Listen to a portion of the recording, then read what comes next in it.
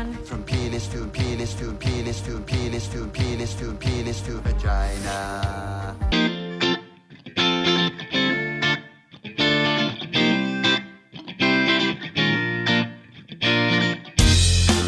Hello and welcome to Intoxicated Masculinity. If it is Oscars time, then I have come out of hiding to do a video because I love watching the Oscars and I love sort of doing the whole watch. At this point, I have done the full watch. There are 50 films that have been nominated for Oscars this year, and I've seen all 50 of them. I am going to talk about them kind of per category. I'm going to start at the bottom. In this case, when I say bottom, I just mean at the bottom of the categories that I have. I'm not saying one category is more important than the other. And we'll talk about the movies. I'm going to talk about the shorts a little bit, but I think a lot of people haven't seen them. I think you should. There's a lot of really good ones there, but I'm not going to get as in-depth with your shorts. Just a quick sort of note for the channel. I have recorded another video with Brandon, who's been on the channel a bunch before. That is going to be a book review. It's all recorded. I just got to get it put out. And I think it's going to be very topical. Because everything's going on. But enough about that. The first category we are going to talk about is Best Original Screenplay. So the nominated films here are The Substance.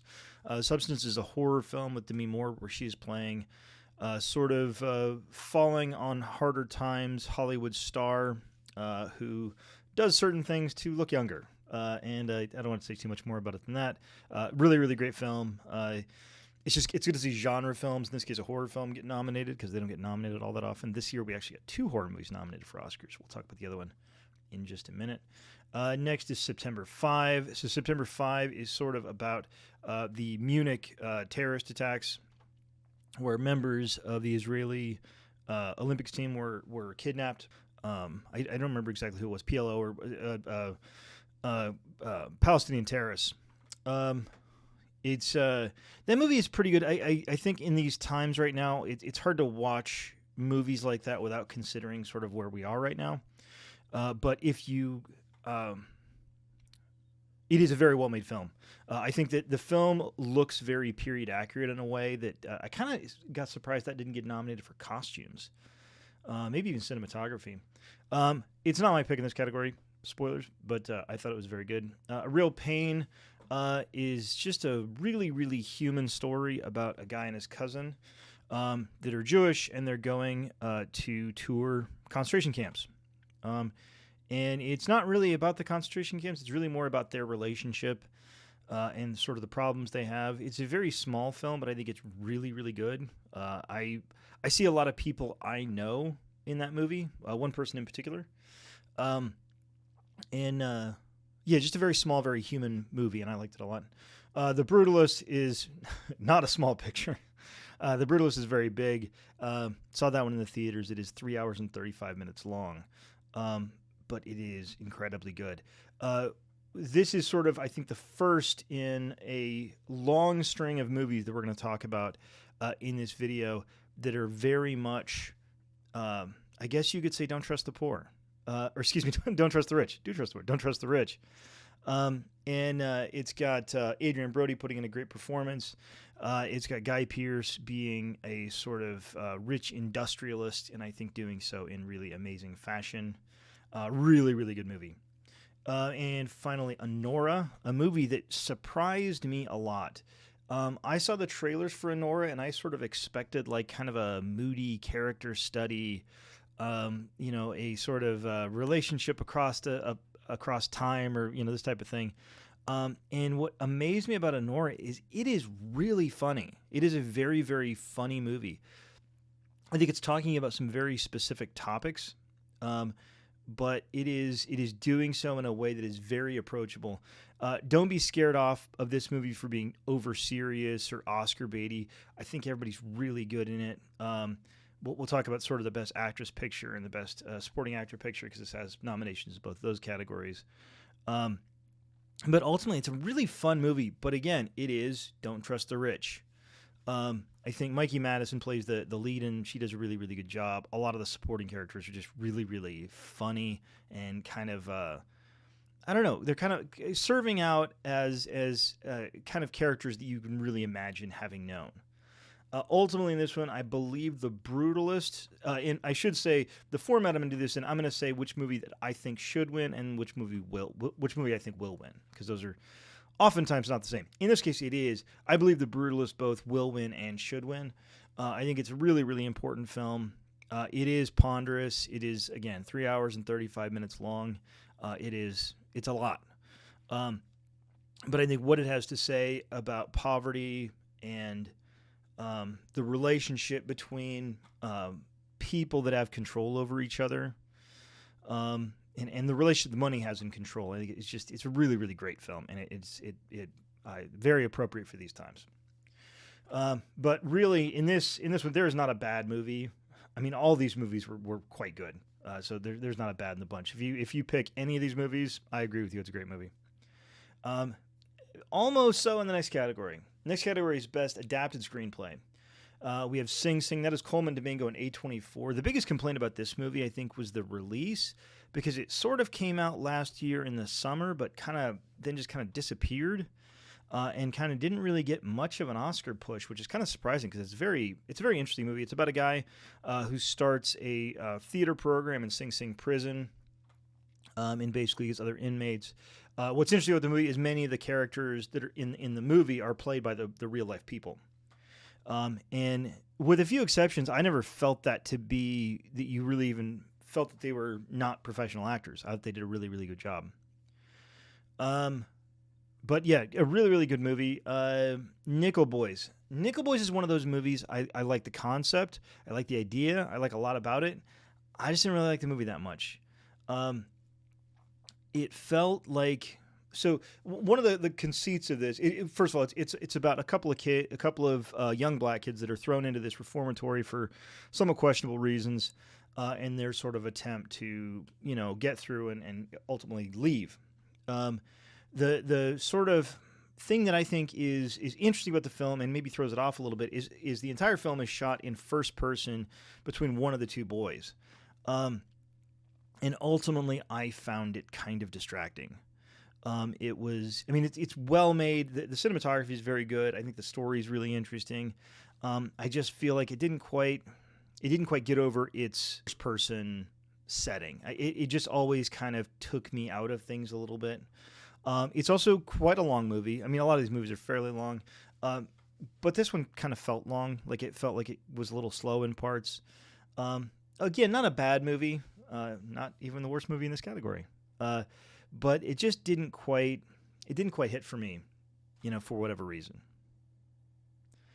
Next up, we got to talk about Emilia Perez. So Emilia Perez, if you are one of the 5 people in the world that has not heard of this movie, it is a movie about a cartel leader who is transitioning.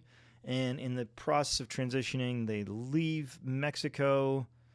They use an attorney who is a prosecutor or defender, I can't really remember, to help her transition.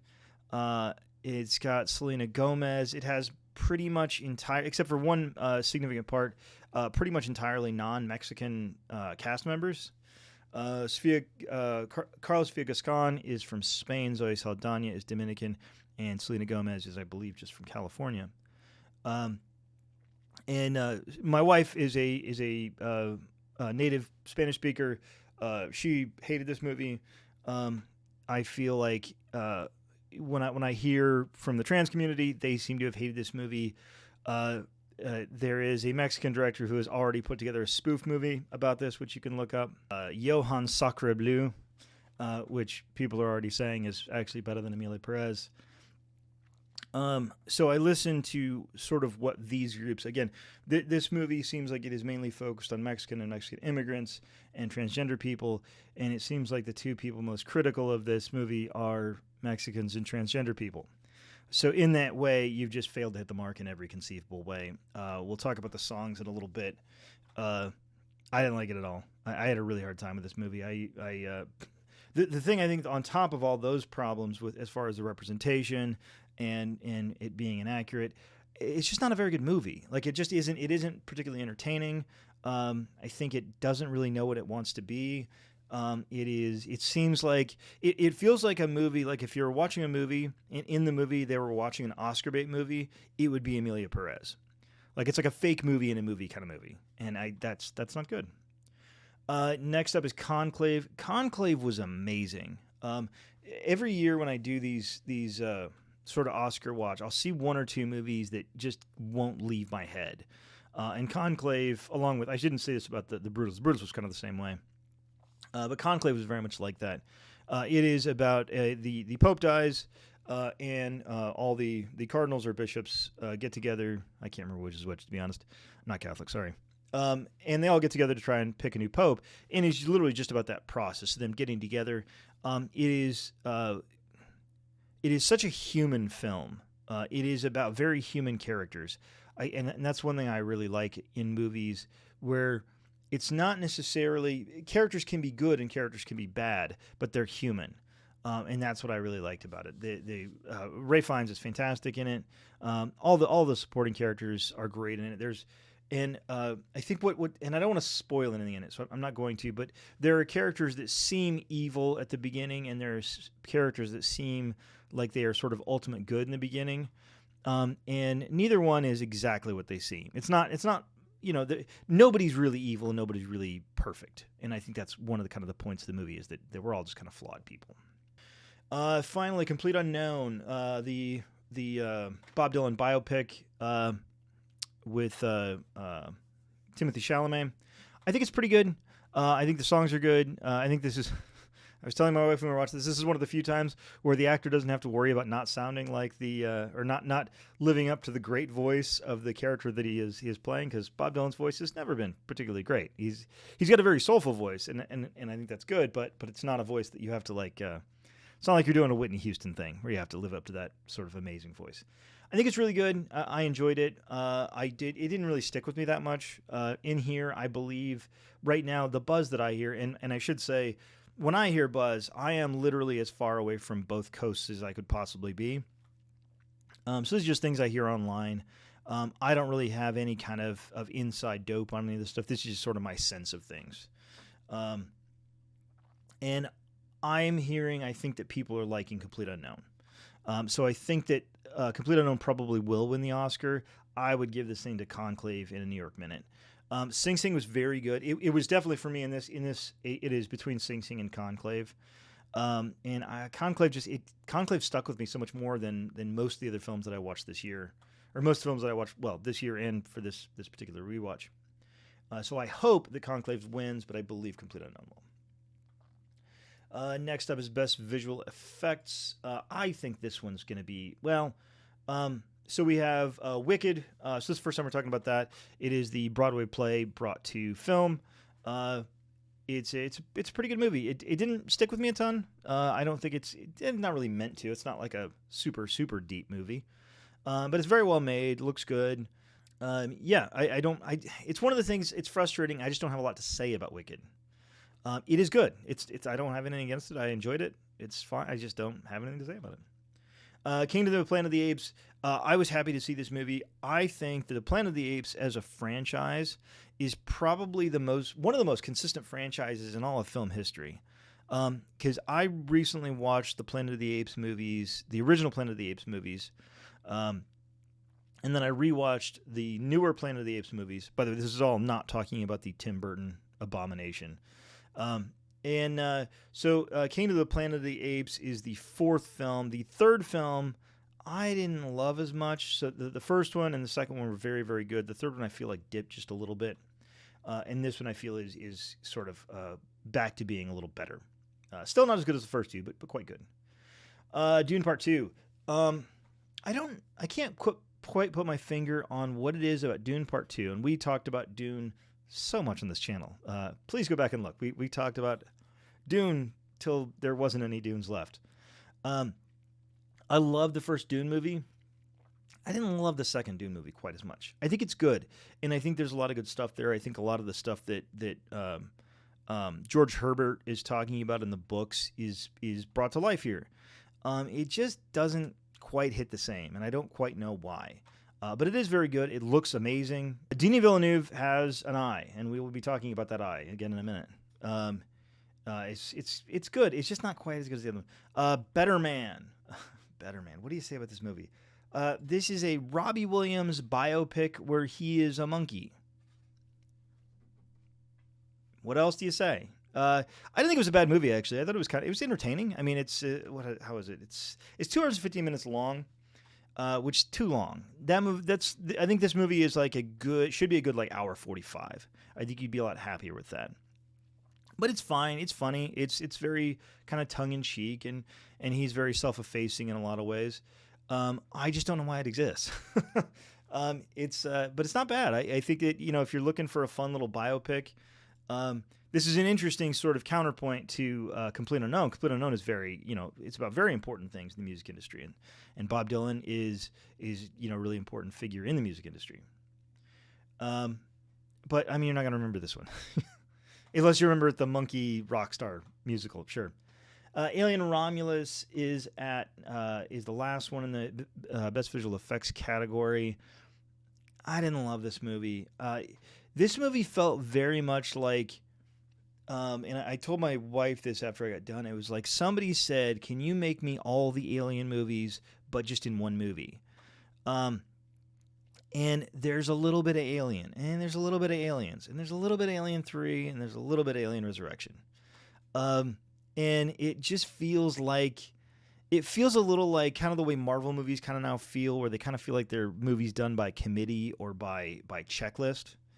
I don't think it's bad. I think if you haven't seen it, and if you watch the other Alien movies, you should watch it. You'll have fun. It's just like it's a little bit hollow, I guess.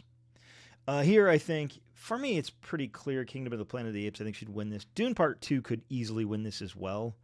But I just don't see anything else winning this category. I mean, Kingdom of the Planet of the Apes, the animation on the apes is just insane. It's just, ever since they started redoing these movies, I mean, not really redoing them. They're not really remakes of the old movies, but since they've sort of resurrected this franchise, the effects are amazing. I mean, they're just mind-boggling how they can make CGI look that good.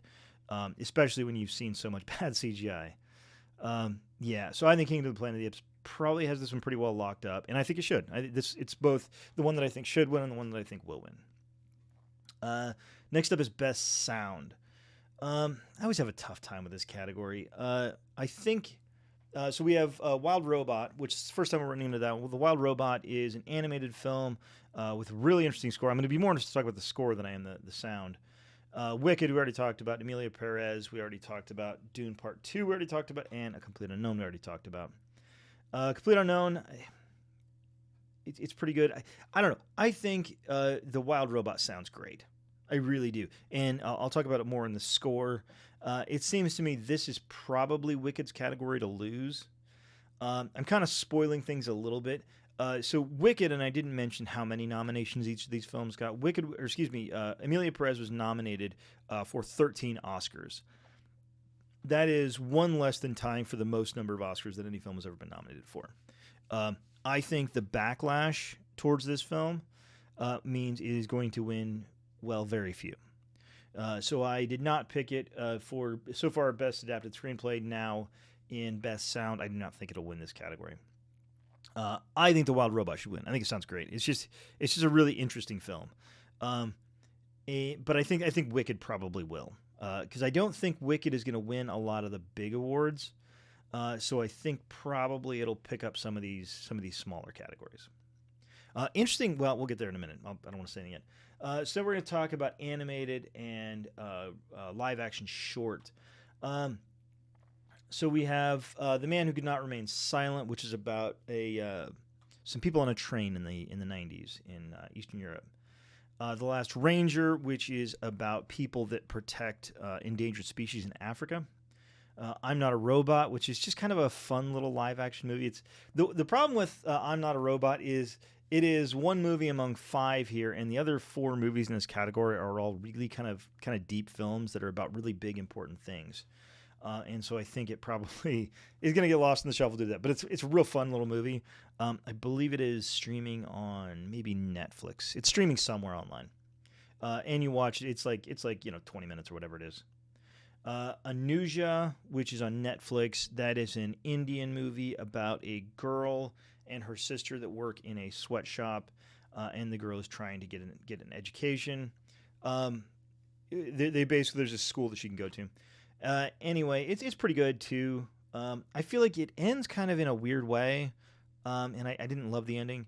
Aline is a movie about a family going to an immigration appointment, and I'm not going to spoil anything, but I'm looking at last year because last year had a movie that kind of, it's not the same, as sort of rhymed with it a little bit. Red, White, and Blue from last year. This sort of has stripes of red, white, and blue. I thought it was real effective, and it is incredibly relevant. All these films are really good.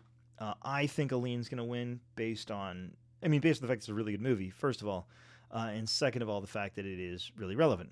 So I think Aline is going to win and should win. Animated short, we have Yuck, which is a French film about basically young kids discovering their sexuality. I mean, not that young. Don't be weird. Wonder is a claymation style movie that is very strange. I kind of liked it, but I can't really describe it. It's about a kids show, but don't take kids to see it. Magic Candies, I believe, is a Japanese animated film. And it is about a kid that finds some pieces of candy that allow him to see things that he wouldn't otherwise seen. It's sort of that magic realism kind of thing. In the Shadow of the Cypress was a fantastic movie. It is probably my favorite of any of the shorts. If you put, whether it be documentary, live action, or animated. It's about a guy and his wife, and there's a whale that gets beached. But it's about a lot more than that. It's very, very deep film. And Beautiful Man is about three guys that are going to try and get hair transplants.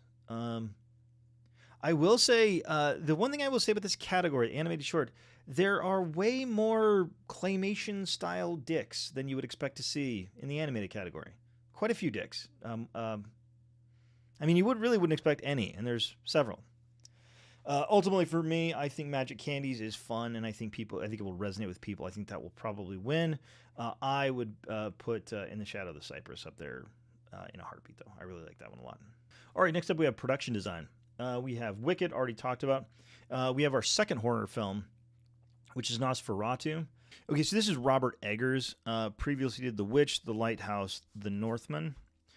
So The Witch I loved a lot. The Lighthouse I am somewhat ambivalent on, and The Northman I have not seen. So one of the things, and you can go ahead and throw me in horror jail for this, I never really liked the original Nosferatu that much. I think it's fine. I think it's kind of a product of its time. It's just not. It doesn't leap out to me. And I think the remake is a remake, and I think it has kind of some of the same problems. I think that a lot of people seem to like Johnny Depp's daughter in this. I thought it was a lot of overacting and a lot of kind of melodrama that just did not sit well with me at all. It does look good. I understand why it's nominated in this category. Next up, and I believe I said Wicked first, and then Nosferatu, and then Dune Part 2, which we already talked about, and Conclave and The Brutalist. I think this is the perfect category for Wicked to win. I mean, it's a very big, bright movie. A lot of stuff going on, very visually sort of stimulating, and I think it's great. I would probably go with Conclave. Conclave is a much more small and kind of sedate kind of a film, but I think the outfits of the bishops or cardinals, I can never remember which is which, whichever one, insert is appropriate. I think it looks really good. It just has a really interesting visual style, and I like that a lot. So yeah, I would go Conclave, but I think Wicked's probably going to win it. Best song. Best song. Emilia Perez has not been nominated once but twice in this category for El Mal and Mi Camino. Mi Camino is Selena Gomez, and El Mal is Zoe Saldana. I didn't like either of these songs. I think Mi Camino it sounds like just kind of a halfway decent pop song, but not one that you would probably remember particularly well. And I don't want to come off like I'm getting on. I don't mind Selena Gomez. In fact, I like Murders in the Building. I think she's really good in that. It's just these songs aren't great. We have Elton John, Never Too Late, which is sort of a documentary about Elton John. And he does some song in there, and it's an Elton John song. It's a pretty decent song. I think it's pretty much between, and again, Elton John Never could win this. I mean, he's a huge star, and I could totally see that. Next, we have a song from Sing Sing called "Like a Bird." I thought that song was good. Didn't blow my socks off. The last one we have The Journey from 6888, a movie that I didn't particularly like. I thought it's got a very kind of, I don't know, cheap kind of feel to it. The Journey was very good though. The song is quite good. In my mind, it's very clearly the best song in this category. Also, Diane Warren, who wrote the song, has been nominated 19 times prior to this for Best Song. And I think given the fact there really isn't anything else that's particularly compelling in this category this year, I think she'll probably win it. So I'm saying The Journey is going to win and should win. The score. Okay, so this is going to be a rough category, I think. I think there's a lot of really good ones in here, and also Emilia Perez. So Emilia Perez, obviously nominated Best Score. It's going to be nominated a whole bunch of times. I don't think it has any business in this category, to be honest. So we have Emilia Perez, The Wild Robot. The Wild Robot has a great score. I didn't see that it had been nominated for this. I just saw that it had been nominated for other things, and so I watched it. And the score, it's a very big score, very kind of bold, and I liked it a lot. Wicked, obviously, it's a musical, so it's going to have a great score. Conclave had a good score. I don't remember the score as much for the Conclave. My pick for both the one that should win and I think will win is The Brutalist. The Brutalist has kind of a different kind of score. It's almost kind of modern. It's a little bit kind of Philip Glass. Not exactly, but kind of similar. It looks like the music department, we have Peter Walsh and James A. Taylor. And music by Daniel Blumberg. Looks like he doesn't have too many categories, too many credits, actually. He's fairly new. I would keep an eye on him. Fairly new. Yeah, that it's real good. It comes off as, again, like kind of modern. It almost even at times marks right up to the edge of being distracting. But I think it fits very well with the feel of the film, and so it kind of saves itself, and it's very interesting. So yeah, in this case, I think Brutalist will win and should win. All right, makeup and hair. Once again, we have a bunch of really, really strong contenders and Emilia Perez. We have Wicked and The Substance, which we already talked about, and Nosferatu, which we already talked about. Emilia Perez, which I wish I could stop talking about. And A Different Man. So A Different Man is Sebastian Stan. It's a man who has a condition, and I can't remember what it is right off the top of my head. It's basically where you grow tumors around your face, and it leads to a disfigurement, basically. And he takes a substance, not the substance, a substance, to get rid of that, and then meets a man who has the same condition and his sort of interactions with that man. It's a real good movie. The makeup is really, really good. The makeup in basically all of these is really good. I mean, honestly, it's probably decent in Emilia Perez. I feel like I've been so poisoned against this movie that I'm probably not as objective as I could be. But I just feel like these are the movies that does such a great job. And Wicked, looks great. The Substance does some amazing stuff. Nosferatu, well, I'm not a big fan of the film narratively. I think it looks great. Here, I think this is another category where, since I don't think that the Wicked will win any of the big categories, this is another easy win for Wicked. So I think it'll probably win. I would probably give it to The Substance. I think Substance is just such an interesting movie.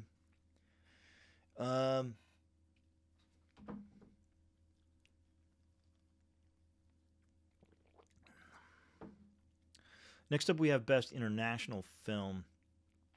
This is going to be a really interesting category. Normally, when I see the Best International Film category, you'll see maybe one film that was nominated for Best Picture or something else, and then 4 movies you've basically not heard of prior to this.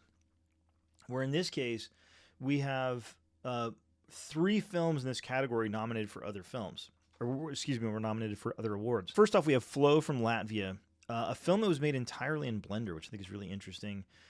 Really, really cool film, made in a kind of an interesting way. It's about a cat who is sort of trying to survive this sort of ecological event, and the cat's experiences along the way. Looks fantastic. It's very imaginative and kind of surreal, I guess, in a way. We have Emilia Perez, the film that was, I don't know. I need to stop talking about this movie. Essentially, it was filmed in Paris because apparently Mexico didn't look enough like Mexico. We have I'm Still Here, which we'll see that one again in a couple of other categories. It's about a woman who is living with her family in Brazil during their dictatorship, and her husband is taken away for questioning, and then they kind of have to deal with what that means and what's going to happen. The two that were not nominated in other categories are The Girl with the Needle. It's about a girl who works in a sewing shop, and she sort of attempts to kind of seduce the owner of the factory, and how that kind of goes. Gets back into that whole thing of like, don't trust rich people. Seed of the Sacred Fig is taking place in Iran during the protests a few years ago. This film was great. Spoiler, Seed of the Sacred Fig is definitely the one I want to win. I don't think it probably will, but I think that's one I want to win. My threshold for when I see a movie and do I think it's great is how much do I think about it after I watched it. And I keep going back to that one over and over in my head about, it's sort of about family relations. It's about patriarchy. It's about religion. It's about a lot of things. At times it's almost a horror movie. It's really, really good. I love that movie a lot. I think, given the fact that it's nominated also for Best Picture, I think I'm Still Here probably has a lock on this category. Although I've heard people say that Flow might win it, it's interesting. Flow obviously is not the one I would pick in this category, but it's very good, and I don't hate that choice at all. Just not Emilia Perez, please. Next up, we have editing. I never know what to say about this category. I am not an editor. Well, I guess I'm technically an editor of these videos, so you can tell me if maybe my quality of my editing in these videos shows that maybe I shouldn't be judging this category. It's going to be Wicked, Emilia Perez, Conclave, The Brutalist, and Anora. We've talked about all these films before. I think, again, this seems like a good place for Wicked to win. I think I would vote for Anora in this case. But yeah, with editing, I just don't like to say too much because I don't know a lot about this category, and I don't want to feel any dumber than I already feel. Next up, we have documentary short. We have Death by Numbers, which is a short documentary that was put together by a victim of a school shooting, where she basically goes to the trial of the shooter. It is very intense and a lot of feelings, which you'll see a lot of that in these. I'm Ready, Warden. Is about a guy on death row basically doing a documentary, they do a documentary right before he's executed. Instruments of a Beating Heart is a movie about Japanese kids learning the Ode to Joy to welcome the next group of kids into the school. I think they're first graders going into second grade. The Only Girl in the Orchestra is about the first woman ever allowed into the New York Philharmonic. It's just kind of a little slice of her life. I think it's very good. The one here to me that I think wins heads and tails, and I think has to win. I don't think there's any way it won't. Is The Incident. And what is sort of interesting about this film is there is no narration through large parts of it. There's not even any sound. It is about police that shoot a guy, and they just show the police reaction, and it is infuriating in so many ways. This is one of those movies where my wife had to ask me, "Why are you yelling in your office?" And it's because of The Incident.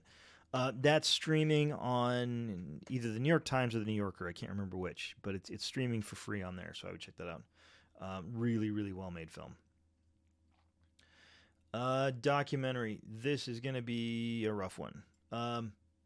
These films are all really, really good and very intense. So Black Box Diaries is about a Japanese reporter who was sexually assaulted and basically doing a documentary about trying to get anybody to act on her accusations. And it's sort of about, the power of partially patriarchy and partially just the power of the good old boys club and the people in power that don't want to. Nobody in power wants other people in power to get in trouble. It's real well made.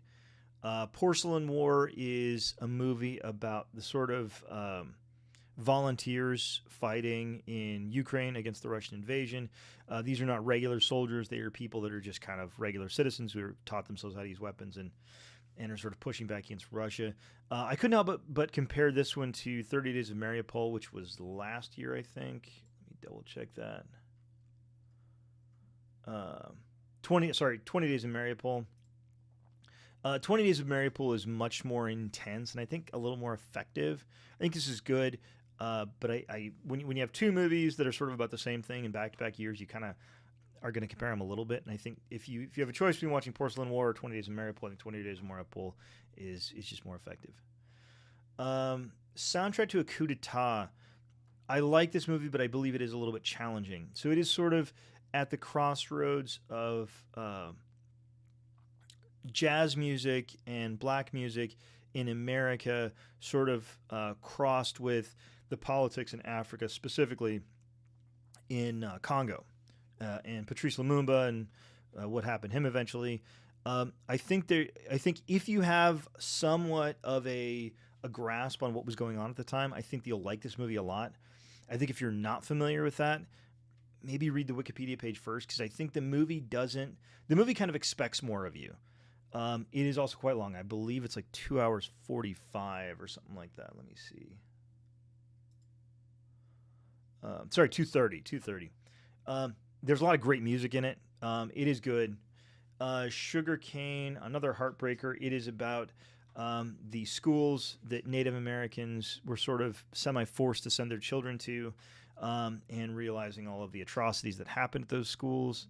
And a lot of people died, and a lot of people had some really terrible experiences. There was a lot of abuse, and that's part of our history. And I don't get super political on a lot of these. We do get political on the channel, but like, if somebody says that we did something in the past, don't take that personally against you. Take that as something to learn from.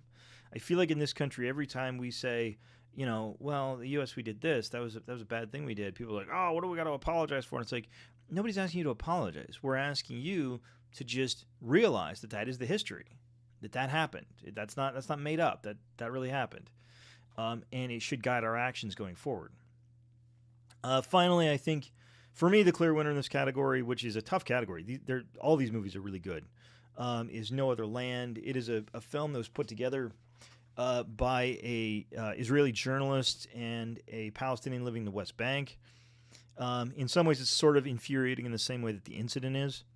It is about basically the Israeli army just coming in and tearing down people's villages and saying, no, you can't live here anymore. It is, if you have to live like that, you might understand things differently than you currently understand things. It is brutal conditions to live in. And the thing is, this is happening in the West Bank, which is, the conditions there are significantly better than they are in Gaza. So just think about that. Next up, best costumes: Wicked, Nosferatu. Finally, a new movie we haven't talked about: Gladiator 2, and Conclave, and Complete Unknown. Gladiator 2 is one of those movies, and I'm not going to do full reviews on all these, obviously, but Gladiator 2 is one of those movies that I think it's good, but I don't know why it exists. I think it is well made. I think it's fine. I do think at the end you have well, I'm not going to get into the ending. I don't want to spoil anything, but the ending I think is a little underwhelming. But overall, I think it's a well-made movie. In this case, I think yet another movie where this is a good category for Wicked, because the costumes are great in Wicked. Nosferatu would be a good one in this too. I'm going to go back to Conclave again. I think that the costumes in Conclave look fantastic. Sometimes you'll have things in these categories like best or most. So something like Wicked would be most. Like Wicked is most costume because there's just so many costumes and so many whatever. Whereas Conclaves, it's just a bunch of cardinals or bishops, whichever one is the correct term there. Also, Complete Unknown. I talked about that before. I think it's got the good 60s aesthetic. One other thing about a Complete Unknown that I think is interesting is it is a very narrow category of time. Complete Unknown is basically just taking place over the course of about, I think, 5 or 6 years. But anyway, yeah, I think Wicked will probably win this, but I would probably give it to Conclave. So best cinematography, we have Nosferatu Maria, which is one of our new films that we haven't talked about yet. It's about Maria Callas, who was an opera singer, and just kind of about kind of the end of her life, towards the end of her life. And Angelina Jolie's really good in it. It's, I believe, on Netflix. You can watch it. Shot really well. Real good. Emilia Perez, I'm not saying any more about that movie. Dune Part 2. Dune Part 2 is, I already talked about, but as far as cinematography, it looks fantastic. Villeneuve is just, he's an amazing cinematographer. I mean, the movie looks amazing. As I said, I didn't like it quite as much as I liked the first one, but it looks amazing. And finally, The Brutalist. I think this is Dune Part 2, because they didn't give Denis Villeneuve Best Director, and I don't believe it's nominated for Best Picture either. It is nominated for Best Picture, I'm sorry. It is nominated, but not Best Director. This seems like a really good one for Dune Part 2, I think, because it does look fantastic. I mean, the movie looks like it's $1 million. It's actually way more than that, but it just looks really good. And also the Brutalist, I think Dune Part 2 on this one is my pick, and I think it probably will win. So best animated film, we have Wild Robot, which we've already talked about. Wallace and Gromit: A Vengeance Most Foul. FOWL. I don't have anything to say about this movie. It's fine. I think it's probably not really on my radar. I'm not really familiar with those characters, but it's not bad. It's whatever. Inside Out 2, which is the continuation of Inside Out 1. Pixar. I think it's pretty good. I think it's not probably quite as good as the first one, but not much worse. Like, it's in the same range. Flow, which we already talked about in Best International Film, and Memoir of a Snail. Memoir of a Snail is my pick in a heartbeat for the one that's my favorite.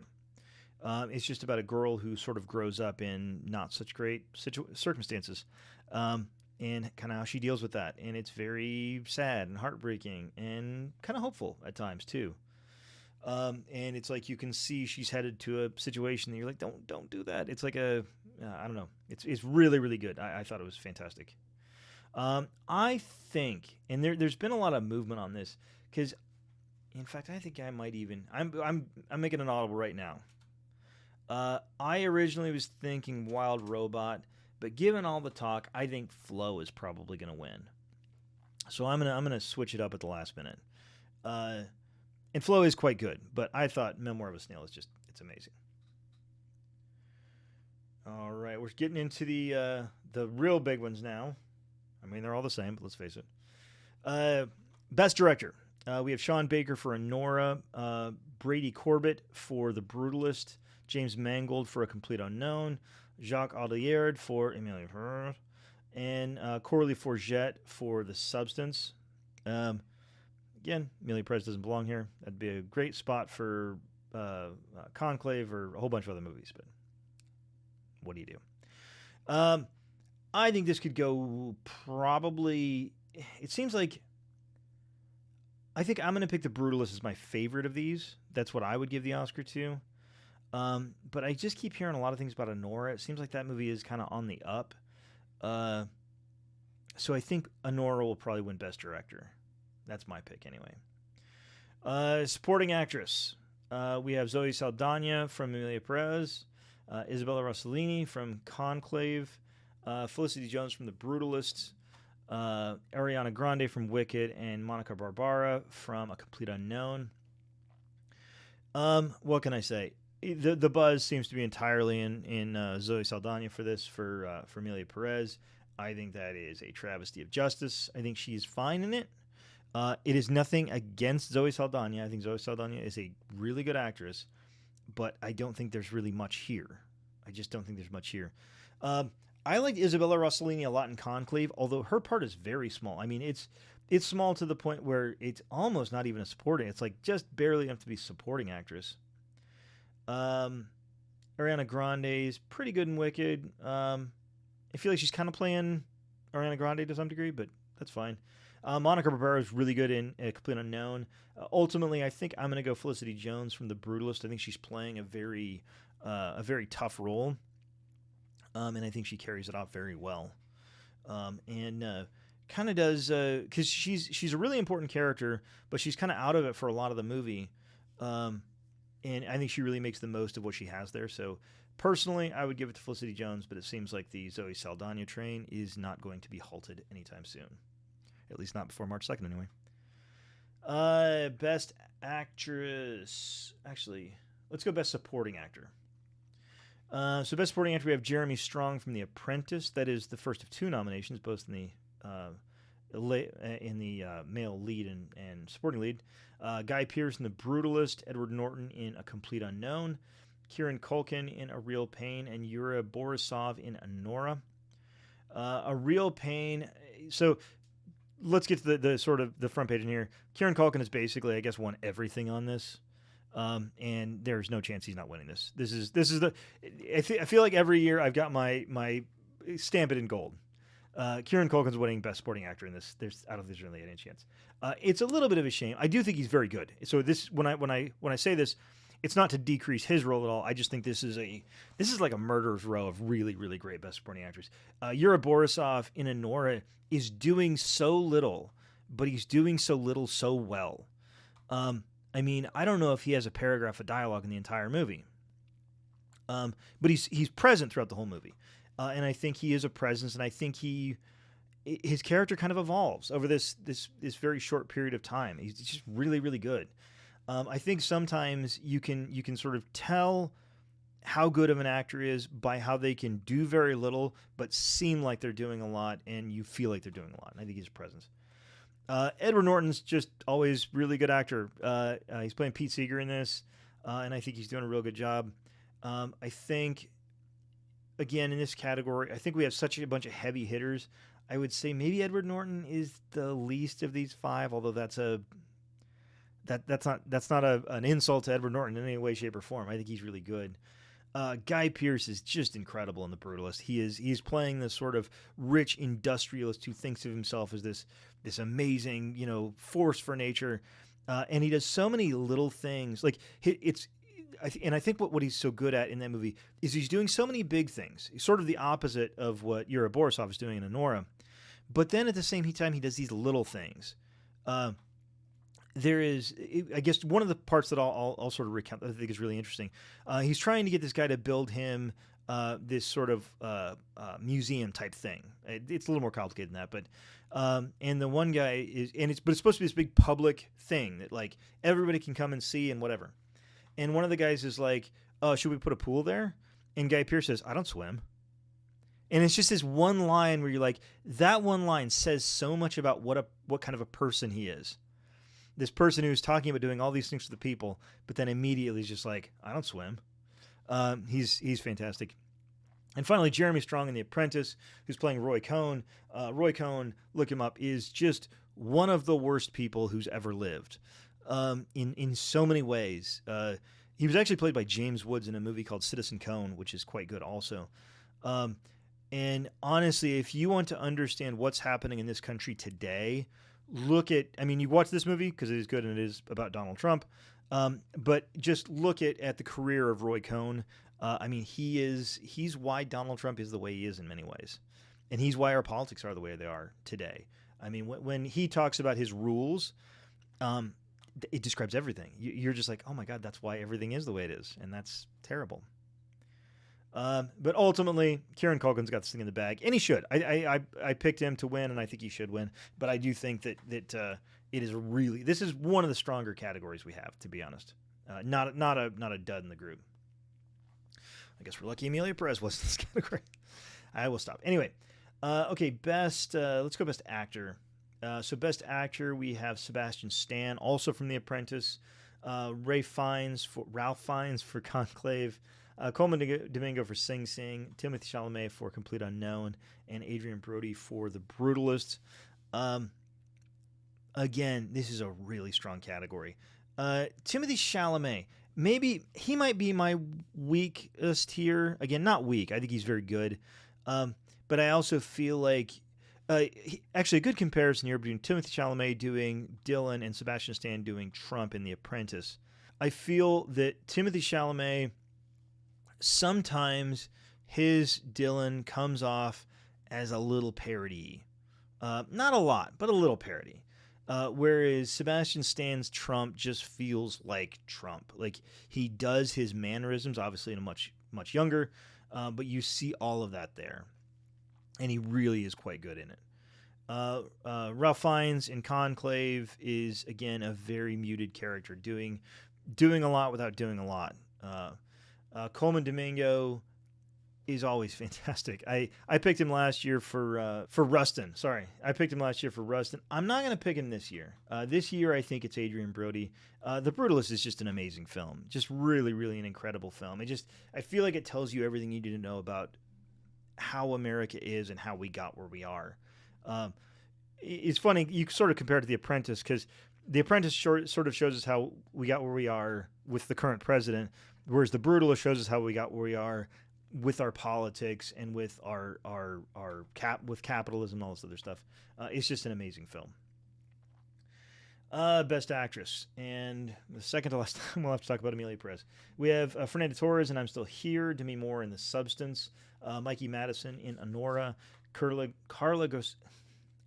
Sofia Gascon in Emilia Perez, and Cynthia Erivo in Wicked. Cynthia Erivo was really good in Wicked. It's not going to be in my top. She wouldn't be my top. Carla Sofia Gascon is, man, that's a lot. There's a whole bunch of stuff that's coming out now about, some possibly racist tweets, and it's just, I don't even want to get into it. I think she's fine. I don't think she's great. I don't think the movie's very good. And kind of like I said before, the thing about it is we talk so much about the representation in Emilia Perez being not good, and we don't talk enough about how it's just not good. It just isn't, to me, a compelling film in any way. I found it to be boring. I found it to be kind of silly a lot of the times. It just doesn't work for me at all. Mikey Madison is great in Honora. I think she's just really, really nailing it. But ultimately, I think, although Honora has come up. No, I'm sticking with my prediction. I think that this is going to be between Demi Moore and Fernanda Torres. I think Fernanda Torres probably should win. I'd put her like just a little bit above Demi Moore. But then again, Demi Moore's been doing this for a long time, putting in great performances, and she's never won an Oscar before, and I think she's really, really good in The Substance. So I think she will probably win. I would probably give it to Fernanda Torres. But honestly, I'm not really angry if any of these people win, except for the one. All right, and finally, we have our Best Picture. The biggest of the big. I mean, they're all the same, but this is the big one. We have Wicked, The Substance, Nickel Boys, I'm Still Here, Emilia Perez, Dune Part 2, Conclave, A Complete Unknown, The Brutalist, and Honora. For me, this is a really tough one. I went back and forth. So I think The Brutalist will probably win. I think that's the one they're going to give it to. It's going to be close. Again, I'm hearing a lot more about Honora kind of on the move. But I think ultimately The Brutalist is probably going to win. As far as what should win, it's right in between The Brutalist and Conclave for me. I think I like Conclave a little bit better as a movie. And I think that The Brutalist is talking about capitalism and economics and exploitation, and these are all really important things. And I think that Conclave is maybe talking about things that are a little bit deeper, like what drives people and how we view each other. And I think one of the things that's interesting about Conclave, I didn't think about this until this moment about talking about these, The Brutalist is about relationships with vast differences in power. Where Conclave is about a bunch of people that are all on almost exactly equal levels of power. And I think that you get very different films just because of that kind of perspective. Ultimately, I'm going to say that I would give it to Conclave, but I think The Brutalist will win. And that takes us to the end of the Oscar predictions. Oscars are March 2nd. I will be watching them here. I will try to come back on and just record something that evening. We will be having some drinks, so we'll see how that works out. But yeah, and so these are all carved in stone, so I'm not gonna back down. And I think just to recap, 2 years ago, the first year I did this 2 years ago, I went 14 of 23, so I did about 60%. Last year I did quite a bit better. Last year I did 18 of 23, which is just short of 80%. To be honest, I'm pretty happy with that. I don't think, especially somebody like me who's not, I'm not on the coast, I'm not in LA, I'm not in these places. I'm just kind of getting my vibes from offline. I feel like 80% is pretty good. If I can get anywhere near that, I'll be pretty happy. And we will have to see what happens. But given all that, I want to thank everybody for watching. Please like, share, and subscribe. Have a good drink, and have a good day.